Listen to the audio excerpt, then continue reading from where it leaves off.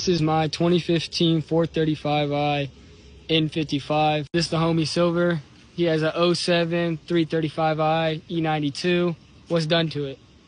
Man, turbos, relocation kit, basically all the full bolt on, and ignition coil stuff, you know, just the basic 335 basically, and then I got a full like 3.5 to 4 inch exhaust.